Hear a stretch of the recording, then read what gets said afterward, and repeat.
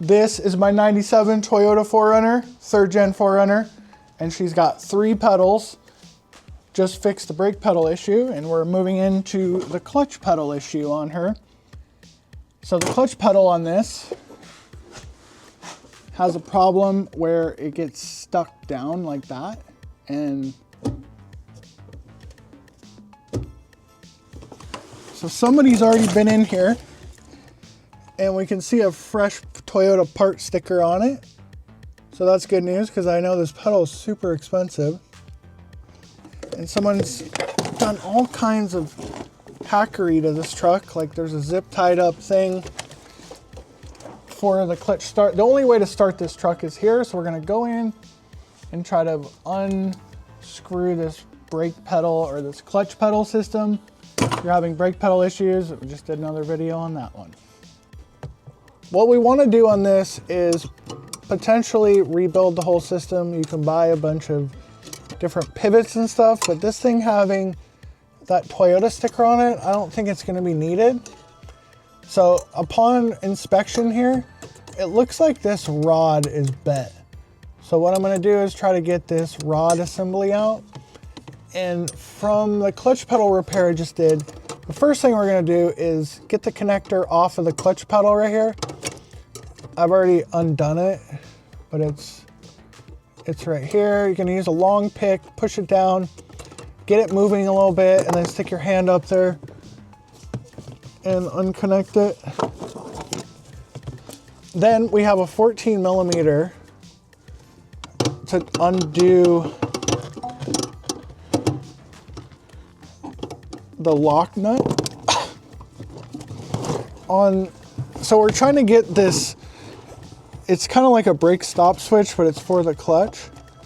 And the goal is to get this completely out of the way so we can reset the pedal height perfectly according to the specifications. So once you get the connector out of the way and the lock nut busted loose, she unthreads out counterclockwise. So here is the clutch cancel switch. Make sure it's working. So there's a little bit of a height, and that'll be like one of the last things we do on this. Okay, so we gotta put the pin back in partially. Oh, this thing's bent. I wonder if you can buy it. Okay, gosh. So somehow this rod got bent, and we gotta somehow get the rod out. There we go. Okay, so the lock nut's out of the way. Let's pull the pin back out. Okay, so here's the problem of the clutch pedal not returning. This thing is all cockeyed. So this piece is on national back order. So what that means is I'm screwed. And it's a $100 piece. So the problem area of this clutch, the exact part name for the thing is cylinder push rod Clevis subassembly, and it is on national back order for 3rd gen 4Runners, assuming this is the same part for the 95.5 2004 manual transmission Tacoma. So I gotta do a little barnyard fixing. So it looks like this thing's glued into place, and we have some kind of steel wrapping around there. So I bent the steel back. And the goal is to push out the piece underneath it.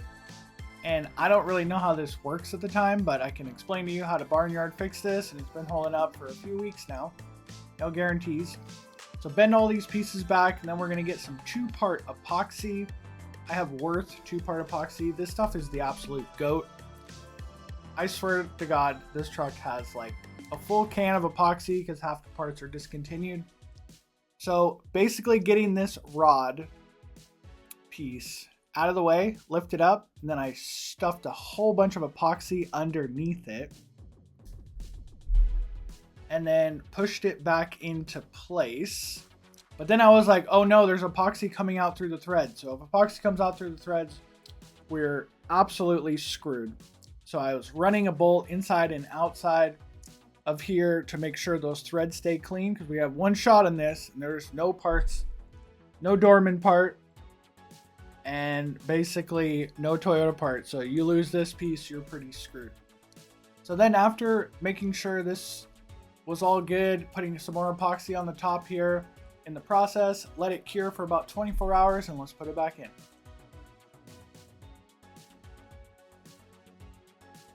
When the epoxy is wet, you have to re-clamp this thing because you have to pry those clamps out. And you got to make sure you do this when this is wet so the epoxy can settle into place. And hopefully these parts become available in the future, because it's a very simple part to replace. It shouldn't cost $120 at the dealership and you can't even pay the ransom for it. So this is the Worth epoxy, and that stuff is pretty cool because it dries so quick. The Toyota 4Runner clutch pedal height assembly is going to be 6.6 to 7 inches tall. So the truck is fully disassembled. We got our freshly repaired Clevis thing that's on national back order from Toyota. So I just did the clutch pedal on this and I had a little bit of a problem with it. So I think it's just easier to pull out the clutch stop switch. So this will kind of be not dependent on the height of the pedal. We're gonna set this after setting the height. So this piece sets the height, and let's get up underneath here. So here's the rod coming out of the master cylinder for the clutch assembly, and we're gonna thread it back in. And hopefully you learned from me that you put a bolt in there so the epoxy doesn't set up. And let's hope this thing threads. Actually, I gotta rig the camera. So I got the rod into the diaphragm thing, and we're gonna put the pin back in from the back, and you're gonna manipulate the clutch pedal.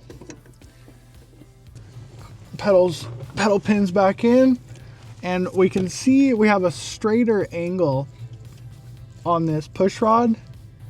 And I'm not gonna depress the brake pedal, the clutch pedal, until tomorrow morning, because the epoxy is 24 hours full set time, even though it is pretty stiff for now.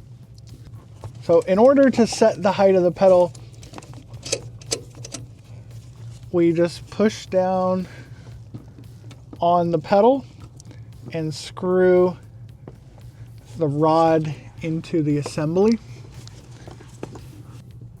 And if it gets a little bit stiff, okay, so I got the clutch pedal installed. We have the clutch position sensor that can dictate the height of it, just completely removed out of the equation. And whenever you measure the height of the pedal, you go from the asphalt on these old trucks. So let's check it out. And we're going for about 7 inches. And this one is not even 6. And we can see that the clutch pedal is like not level with the brake pedal. So this thing should be way pushed up. So, okay, we gotta make sure we got enough threads in there. Going for the height. Okay, now our height is 6.5, which is within specifications. So hopefully there's enough threads engaged into this. There's not very many. And I hope that a fucking epoxy holds. So there's a lock nut. We're gonna lock that up. It's 14. Okay, so I grabbed onto there, and I hope I didn't break the epoxy bond. And we should have a little bit of free play. So I think the free play is actually created with the clutch cancel switch, this thing. So this truck had a problem where the only time it would start is if you hit this, or it would just lurch out of gear. So there's a clutch, there's supposed to be a sensor right here. And the guy who replaced this clutch pedal didn't put it back in. So now we're gonna install this clutch cancel start, something, switch. And we got to get the height on it. I just did the brake pedal. Okay, so here's the gap. It's 1.5 millimeters. The clutch pedal release, the gap should be between the bracket and the feeler. So that's the feeler. And it looks like if it's loose or out of spec, switch gap, tighten nut and recheck. The clearance is 0.5 millimeters. 1.5, so it's very similar to the clutch pedal one of about 2 millimeters. So we'll use 2 and make sure it's a little bit too tight. This one's not quite as important because it doesn't turn the lights on, but it's still important to get it close. And that's approximately 2. So what it wants is, if you don't have any way to measure this, is it wants to be practically in there. Or you could just screw it all the way down, it probably wouldn't hurt it. Lock tabs in, we got a perfect 1.5 millimeter gap right there. Okay, so it does spin the thing when you do hit the lock nut down, which is kind of a common automotive thing. We're just gonna double check the gap. Okay, 2 won't go in there, so it's probably about 0.5. And then they want a little bit of free play. We can measure the free play.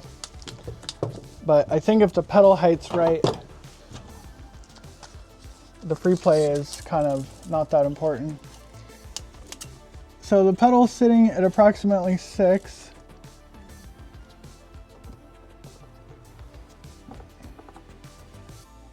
Right under 6.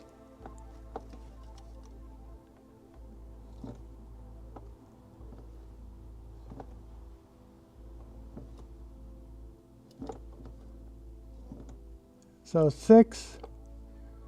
We're gonna call it, we'll call it 6. So it's like 3/4 of an inch of free play. I don't want to fully depress it till tomorrow when the epoxy fully sets up. And I hope this is a permanent fix, but it is definitely, pedal free play is supposed to be 0.5 inches. So it's about 3/4 of an inch, half an inch or something. So it's got free play, push rod, play. So it's late at night and tomorrow I'm gonna go drive it, and there's a whole bunch of experimenting to do with the clutch pedal and the brake pedal assembly on this. I'm gonna push it out for now.